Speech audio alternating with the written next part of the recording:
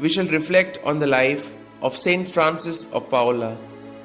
Born at Paola in Calabria, Italy, Robert Martolella was the son of outstandingly holy parents. They considered this child their first after years of childlessness and due to the intercession of St Francis of Assisi, to whom they had appealed.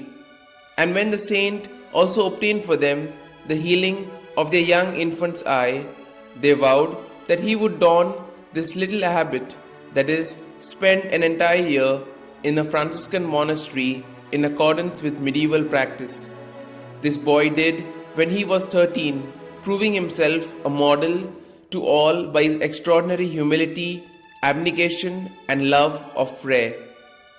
He went on a pilgrimage with his parents to Rome, Assisi, and other shrines.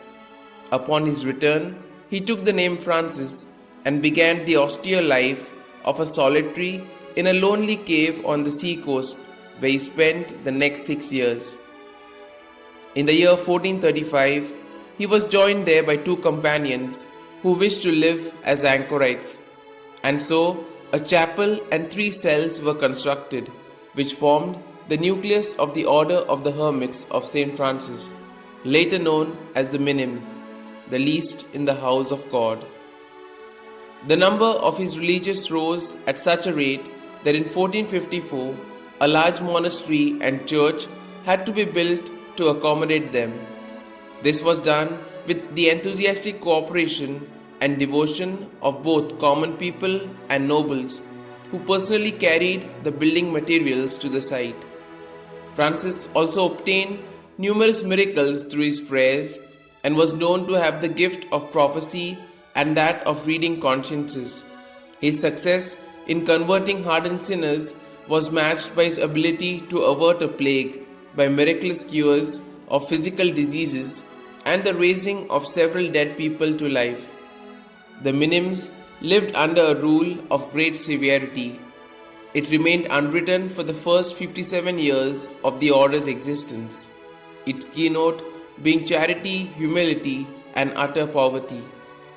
Abstinence was for them perpetual and total, covering as it did not only meat but all animal products such as milk, butter, and eggs as well. As the order grew with the foundation of other monasteries in southern Italy and Sicily, Francis also founded the second order for nuns and a third order for those who would continue to live in the world. Shortly after his death, his converts numbered over 400. The order's 5 provinces covering Italy, France, Germany, and Spain. Francis was also subject to a certain amount of persecution for not being a respecter of persons, as he was outspoken in reproving the King of Naples for his evil ways. Then, knowing his end was near, he spent the last 3 months of his life in complete solitude. Finally, on Palm Sunday in the year 1507, Francis took gravely ill.